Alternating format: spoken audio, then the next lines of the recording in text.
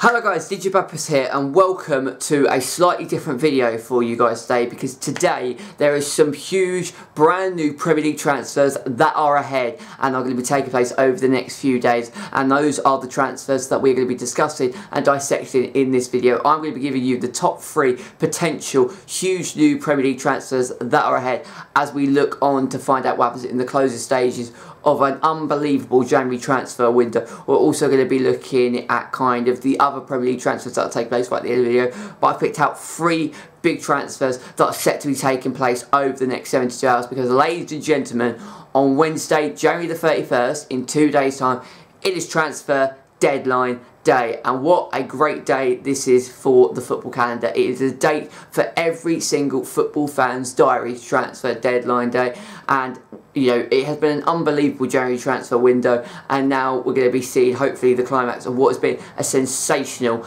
a really sensational transfer window. Incidentally, transfer deadline day is the day that everybody in the football industry, from the fans to the journalists to the presenters to the inside scoops at the media, all brand together, they unite and they form, and everybody, us as fans, we're glued to our TV screens, our computer screens, laptop screens, mobile phones, tablets, whatever social media device and whatever device it is that we obtain this information, we're all glued to our screens to see, in terms of our favourite club, what players are going to be joining our favourite club, and if we're actually going to keep hold to the current players that we have in that club respectively. And it is a day that us as football fans actually sit on Sky Sports News and get to watch Jim White, and actually be able to watch Jim White for more than an hour at a time. And I actually like Jim White, but he absolutely loves deadline day. He honestly, he gets like a football, hierarchy feel in his bones. He absolutely craves deadline day, and it is a big day. And this January transfer window, as I've said right at the start of the video, has been an absolutely just crazy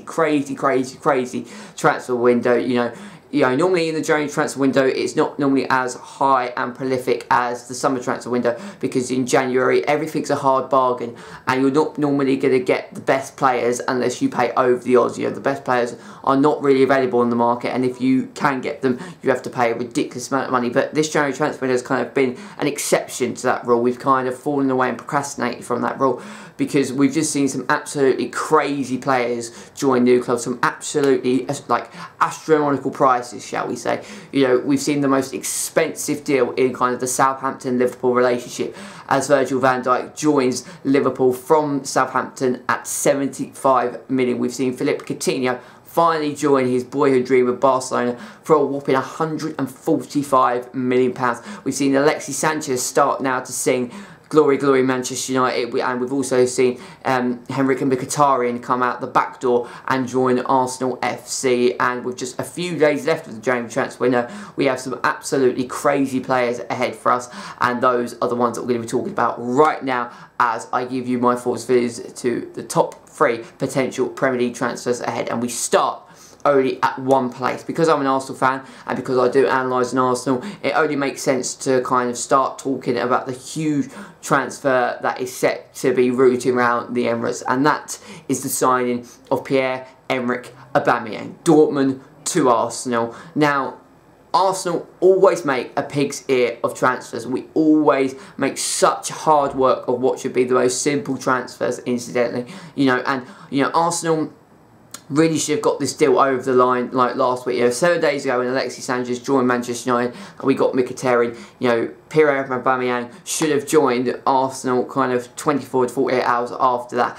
But Arsenal have been haggling with Borussia Dortmund, and simply a deal has just not been agreed yet, it seems. And there has been revelations and reports over the last few hours that a deal is very close to be made. Some people are even reporting that a deal has already been done. But basically what's been happening over the last 7 days is that Arsenal have made several attempts to sign him, and the bid has been estimated at around 50 million. Arsenal see Aubameyang's worth at 50 million. I think the initial kind of report and feeling that Arsenal got from Dortmund is that they were happy to sell Aubameyang for between 50 to 65 million. So, in best bet it would be probably just as much as we pay for Alexandre Lacazette. But worst case scenario is that it will be our transfer record. You know, it will break the bank. You know, our transfer record was Lacazette. It looks like Aubameyang is going to break the bank instantly. And, you know, Arsenal have been trying to get him for 50 million, and simply Dortmund have just, you know, rejected all of those bids each time.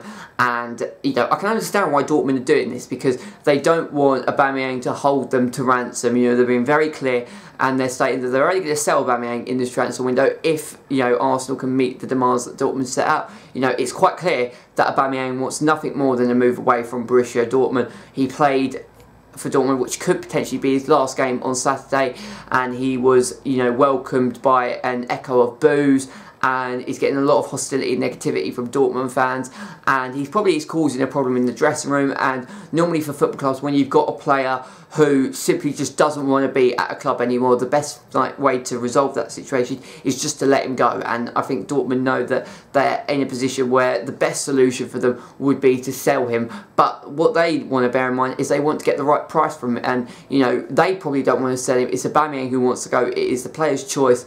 And in Dortmund eyes, what they're saying is that, you know, we will get rid of him if you meet our demands, and if our demands are not met, he's not going anywhere. Now, on Saturday, January the 28th, this was 2 days ago, the sporting director Michael Zorc had this day. He came out and made an official statement on the Aubameyang matter. There were reports that Arsenal had made of talks and had contacted Borussia Dortmund. Those kind of reports were confirmed, and then kind of in a position of hacking in between the two clubs. And then on Saturday, Michael Zorc came out and said that we are prepared to implement a transfer under certain parameters, but only if these parameters are fully met. He then went on to say that either our demands are fulfilled and there could be another transfer, or they will not be fulfilled and Aubameyang will play in Dortmund until the summer. And what is great about this, well, really not great for Arsenal, but what is great for Dortmund, is that Pierre-Emerick Aubameyang and the Aubameyang family have agreed to that. So basically, what, you know, the short and sweet answer that Dortmund are saying is that either you, if Arsenal want to get Dortmund, you know, by deadline day, you pay what we want, and then if you don't, he's not going anywhere and he's staying until the summer. So Arsenal really have got to meet their demands. It's the only way that we're going to get this deal over the line and get this deal done before deadline day. And the kind of what slightly frustrates me is that we have the funds, we've got the money to do this signing. You know, we can get this deal over the line. You know, we've got at least 200 million in the war chest, plus the money, you know, we sold Oxlade-Chamberlain in the summer to Liverpool, 40 million. We've got Alexis Sanchez off the wage bill. That was probably going to save you at least 10 to 15 million in terms of the wage, because you can modify your budget allocation by putting in more to your transfer fee than your wages. You know, we got rid of, you know, Francis Coquelin. You know, Lucas Perez has gone out on loan. We've got him off the wage bill.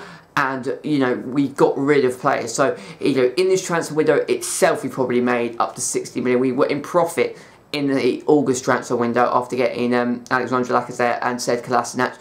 So, like, money is not an issue. And I think Arsene Wenger recognises that we've got to get this signing, you know, done and dusted. Henrik Mkhitaryan is a good start, but he's not the sole solution to replacing, you know, the kind of player and the calibre of player that was Alexis Sanchez. I think he feels that Aubameyang is vital to be able to live successfully after Alexis Sanchez, and I think it'd be a great signing for Arsenal.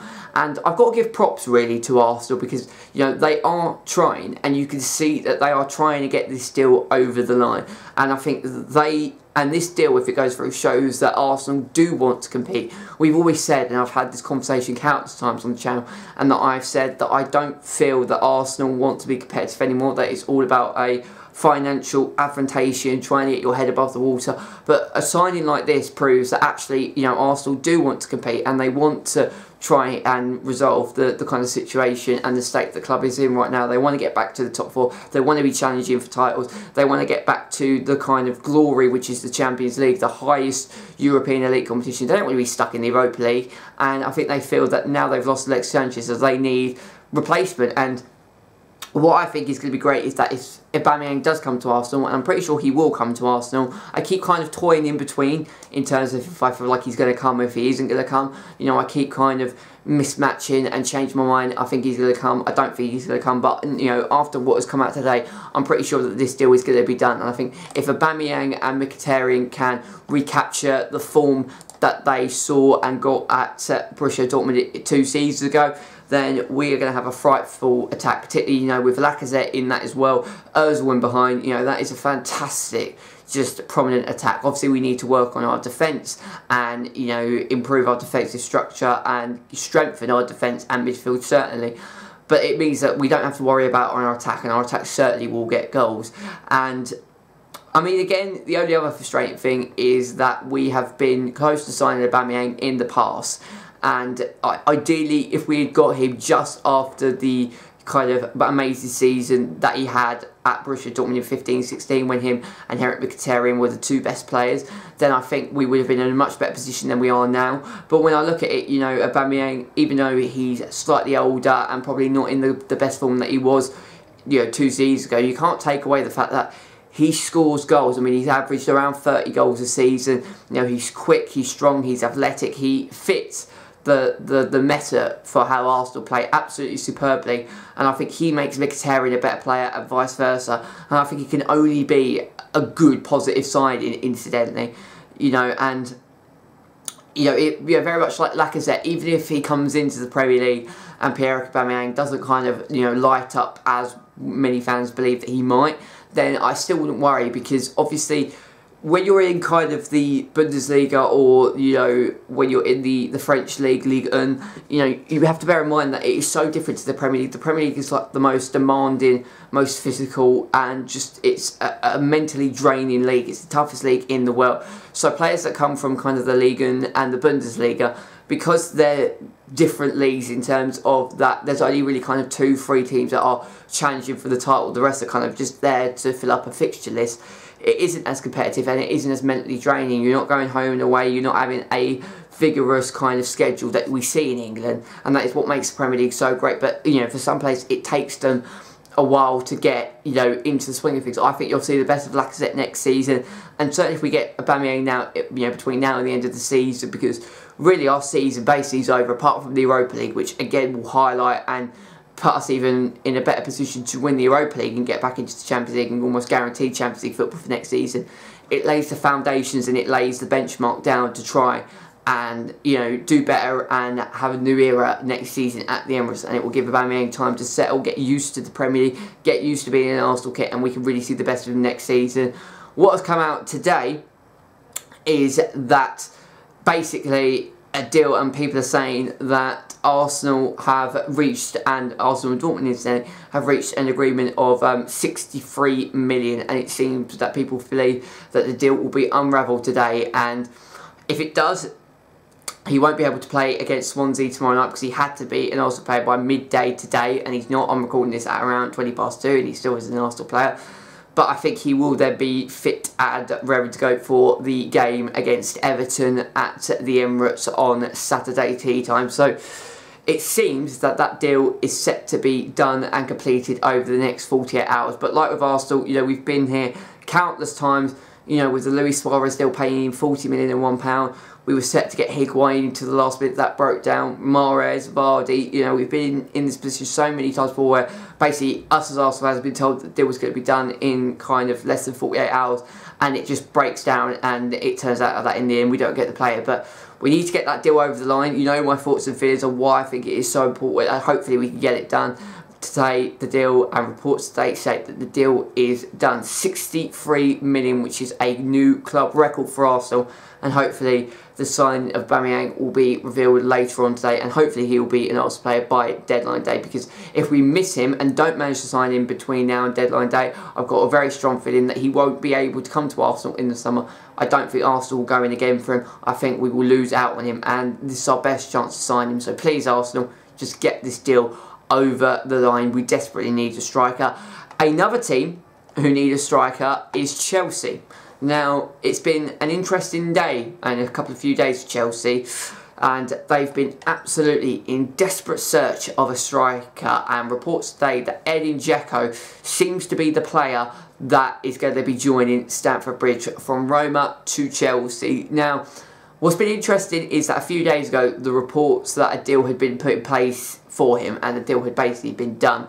On Thursday, January the 25th, Roma denied these rumours, and it kind of was that it was all talk that Chelsea are interested in Edin Dzeko. They've made inquiries for Edin Dzeko, but the deal has not been done. That was just a complete lie. And the problem with transfer deadline day and leading up to it is that so many different kind of papers and sources are reporting the same thing. And it's only if everybody's on the same hint sheet that you can really kind of predict to believe that that was the correct thing, and that is exactly what is going to happen. Like with the Alexis Sanchez deal, everybody at the same time was saying that he's close to signing, and he did sign. But when you're getting multiple and different sources from, you know, various people, you have to take it with a pinch of salt. However, according to Sky sources, and Sky sources plus in terms of BBC Sport are probably the most reliable in terms of reporting on transfer news, that Edin Dzeko basically wants 90 grand a week, a contract that will see him at Stamford Bridge till 2021 on a 3-year deal, and Chelsea are willing to pay Roma 26 million for him, and a deal basically could be concluded over the next 48 hours. Now, the interesting thing with Edin Dzeko is that Edin Dzeko is not a permanent solution for Chelsea. He will be a quick fix. I'm not disputing and disregarding. I think he's an absolutely sensational player. I think he's a top player, and I think, you know, the best we saw of him, I don't think it was at Manchester City. I think at Roma, we saw when Roma played Chelsea in the Champions League, the 3-3 draw and the 3-0 victory that they got retrospectively against Chelsea. Kind of shows that he has got quality, and I think he will fit into that Chelsea team perfectly. But he's not the quick fix, you know. Morata being out injured, and, you know, even when Morata's in the side, he's kind of dipped and fallen off the ladder. He had such a great start right at the beginning of the season. He's kind of dipped away. His confidence has kind of fallen away, and injuries have not helped him, incidentally. You know, Chelsea desperately need a striker. Eden Hazard is not the answer. Yes, he could play in that striker position, but he can't do it all. You know, he can't win Chelsea games on his own. You know what I mean? And he's got that quality in him. But the best you see Eden Hazard is when he's playing off the striker in that kind of number 10 role, just behind him or to the left. When he's got a striker to play off and bounce and work with, you know, the striker kind of gets into space, defenders lose Eden Hazard and run with the kind of defence, like with Morata. Say Chelsea are running down the attack, 2 defenders are marking Hazard and Morata respectively. Those 2 defenders come and try and close down Morata. Morata slips in Hazard, he's clean through, and once he's in acres of space and he's in free space, he's not got any defenders around him, it's a goal, it's a guaranteed goal. You know Hazard is going to score that, and he's an absolutely world-class player. But being the striker, he can't do everything, and because he hasn't got the stature of a striker, and because, you know, a striker is not his first and, you know, best position, you know, he can't do everything. So Chelsea need a striker, and they've been linked with so many strikers. You know, they've been linked with, you know, Andy Carroll, Peter Crouch, you know, Ashley Barnes, you know, and, you know, I mean, these players are good players, incidentally, and I don't want to be disrespectful to these players. These players are good players and are capable of scoring goals, but, you know, we're talking about Chelsea Football Club. You know, Chelsea have won, you know, they are double Premier League winners in the last 3 years. They've won it 2 of the last 3 years. Chelsea have won the Premier League title. You know, they've won the Champions League, they've won the Europa League, the FA Cup, the Carabao Cup. They've won every single trophy at club level, you know, over the last kind of 6 years, from like 2012 to 2018. They've won every trophy you can think of at club level. They have, and they should be bringing in better players than the likes of Andy Carroll, you know, Peter Crouch, Ashley Barnes. You know, I mean, they're good players and they will get you goals, but, you know, they're not going to fit in that Chelsea team, and they're not going to, you know, light up, you know, Chelsea Football Club. You know, Dzeko is not a permanent fix. You know, he's a quick fix. He'll get you maybe 10 to 15 goals per out at the end of the season. I think it'll help Chelsea get into the top 4 and, you know, potentially, you know, do well in the Champions League, even though they've got Barcelona, which is going to be such a huge and impossible task. But, you know, I think it will give Chelsea, you know, more goals and give them a backup, because at the minute they're so short of numbers in the attack that they need something. So it will be a good signing for them. It's not, you know, they will have to go again and try and buy another striker in the summer. But the problem is, you know, particularly also like with Pierre-Emerick Aubameyang, there's not many top draw strikers that are available in the current, you know, climate and the market today. You know, when you look at kind of all of the best strikers in the world are either tied down with contracts at their club, or they've already signed a pre-contract deal that sees him at a new club. You know, you think of Robert Lewandowski at Bayern Munich, not going anywhere. Kylian Mbappe at PSG, not going anywhere. You know, Antonio Griezmann, or Anton Griezmann, shall I say, you know, he will be joining Barcelona at the end of the season. So, you know, there's not really many top-tier quality strikers. Sergio Aguero at Manchester City tied down. You know, and there's not really many strikers out there, and when there is a striker that comes called that's a top quality striker, you're going to have to pay over the odds. And in the January transfer window, there's not many opportunities to sign players. So I think 26 million for Edin Dzeko plus the money that he was is certainly Chelsea can afford that. I think it will be a good signing for them. I expect this deal to hopefully be concluded over the next 48 hours. Again, I'm not too sure because, you know, once again, Chelsea have been in a position where they've been linked with so many players and they've just not really happened. They've kind of fallen away. But I'm pretty sure that Dzeko should be a Chelsea player in the next few days. He's got experience in the Premier League. He knows what the Premier League's like. He's won the Premier League on 2 different occasions with Manchester City. And I think it will only be a positive deal for Chelsea. However, I do feel that they will have to go again. It is not a permanent fix. And last but by no means least, the deal that almost looks certain to go through over the next 48 hours, as according to Sky Italy, is Aymeric Laporte. Now, he is set to join Manchester City, the leaders Manchester City, from Athletic Bilbao. Now, Manchester City are satisfied to meet the defender's release clause of 57 million. This deal would break City's transfer record of 55 million, which they paid for superstar Kevin De Bruyne in August 2015. And negotiations began earlier in the week, and they are most likely that Laporte will be, or Laporte, I don't know if it's a Laporte or Laporte. I have in my ultimate team, FIFA 18 Carimo with Arsenal, I call him Laporte, but I think it's actually Laporte. But it's set to, and the kind of rumours and the speculations have said that he will be a Manchester City shirt and in a Manchester City shirt over the next 48 to 72 hours, and he certainly will be a Manchester City player before deadline day. Now, this is a kind of an interesting one, because even though this looks to be the most likely signing to actually go through, you know, between now and deadline day, I don't actually think Manchester City necessarily need him. Like, it will be a great signing, but Manchester City are playing such fabulous football at the minute, and they're in a kind of, and they've got the mindset of that it doesn't matter how many goals they let in, they can outscore basically every team that is standing in their way.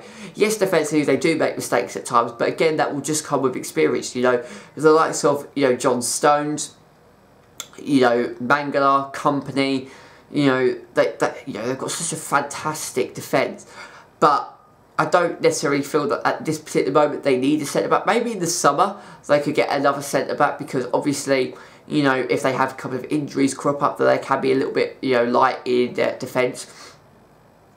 But I don't necessarily feel like they need to get him, if that makes sense, because they're playing so well. I think it would just be another welcome addition. And once again, they've got money to burn. They can cash out. They can splash 57 to 60 million and really get away with it, activating the release clause. And I'm pretty sure he will join Manchester City, and he will probably be, you know, a spectator of the, you know, Manchester City title winning party. You know, he will be a guest of honour at Manchester City's title winning party. But I think we can help them. We can make them, you know, stronger in defence. I think there's no question. You can't deny he's a fantastic centre back. But again, it will take, and you know, he will have to have experience. It will take time for him to settle, get used to the physicality of the Premier League, stuff like the Liga Santander, which is just basically 3 or 4 teams, you know, fighting against each other. And as I said, just like the Bundesliga, the rest of the teams are sort of playing out just a schedule list, incidentally. So it will take time, and I think it will be a situation where we'll see the best of next season. But again, you know, if you can strengthen defensively your team in the bets to keep, you know, your head above water and keep that, you know, huge gap that is between Manchester City and every other team in the Premier League, then it's only positive. But if this kind of deal falls down, then I don't think it's necessarily going to be a bad thing. I don't think it will halt Manchester City. You know, I like with Arsenal and Chelsea, they've got to get a deal. You know, they've got, you know, Aubameyang's got to become an Arsenal player, and Chelsea have got to get a strike between now and deadline day. It's not the end of the world if Laporte doesn't go to Manchester City, but I kind of, you know, believe in myself that he is going to go to Manchester City insteadly. I will finish this kind of transfer daily centre chat, whatever you want to call it, I'm on the Sky Sports Transfer Centre right now, and let's just see what the latest kind of report. So Watford want Deulofeu. Says according to Sky sources, Watford are interested in signing Barcelona winner Gerard Deulofeu on loan. Deulofeu rejoined Barcelona from Everton in the summer, but has just started 5 La Liga games this season. What is also going on? Huddersfield boss David Wagner says that business is done. Roy Hodgson denies Ashley Barnes' talk from Burnley to Crystal Palace. Palace still want Vincent Gutala, and they want to defend Amnion from League and Lille. West Ham want to sign Morgan Schneider and are ready to pay 20 million for the Everton midfielder, according to Sky sources. Jose Mourinho wants Fellaini to stay. He also said that Ibrahimovic can leave. Coutinho will not be replaced this month, according to Jurgen Klopp. Jack Harrison from the MLS side New York City has slipped, and that means that Stoke City's chances of getting him have fallen down. Barcelona will face competition to sign long-term target Arthur. Graham Bellarg, who is the La Liga Santander correspondent for Sky Sports, says that the Aubameyang deal is done. Newcastle have made an inquiry to Liverpool about taking Daniel Sturridge on loan. Their number one target remains Feyenoord striker Nikolai Jorgensen, but they are exploring alternatives. Newcastle have had 2 bids, the latest being £15 million turned down for Jorgensen, with Feyenoord wanting £20 million. Everton are trying to sign Inter Milan defender Marko Brozovic. Arsenal will also apparently inquire, but Arsene Wenger says that we are not trying to get him. West Ham are in talks to sign Russia captain Shmolov, which will be a good signing for them. And the big kind of thing today is Pierre-Emerick Aubameyang will become an Arsenal player today, according to bid. Arsenal close to agreed a fee of around 60 million for him in order for Aubameyang to play tomorrow for Arsenal. Swansea needs to be registered by midday today. They have 15 minutes. Obviously, he won't be playing against Swansea tomorrow, but that kind of is what the big transfer centre news is. Now, obviously, there's going to be more revelations. There's going to be way more kind of transfer stories and deals that are going to be coming between now and deadline day. And deadline day is when everything just gets mental, everything just goes overboard. But I'm going to leave the video there for you guys now. I just wanted to talk about the transfer and kind of my 3 big potential Premier League transfers that I had, and just give you guys a basis and give you my thoughts and feelings to what I think is going to happen on deadline day, and also give you guys my thoughts and feelings to the signings that are potentially going to be taking place over the next few hours. A very, very interesting few days in terms of the transfer window is set to happen, and what an insane transfer window it has been. I think it's been one of the best January transfer windows I can remember for a long, long time. Please make sure to leave a like on the video if you've enjoyed this video. Subscribe to the channel if you're new around here. Let me know down in the comment section below what player that you want to see your club sign. Let me know your thoughts, feelings, deadline day, and all that good stuff. Follow me on Twitter at DJBagpuss998. Check out my other content as well, and we are back on the grind, ladies and gentlemen, after a few days without any uploads. We are back. And this is DJ Bagpuss signing out. Take care, and I shall speak to you all soon. And hopefully, when I next join you, maybe for analysing Arsenal tomorrow night, Pierre-Emerick Aubameyang will be an Arsenal player. We'll give you an update during that video tomorrow as well. I've also got a podcast on the way, so all that good stuff. Stay tuned, and I shall speak to you later. Take care, and see you all soon.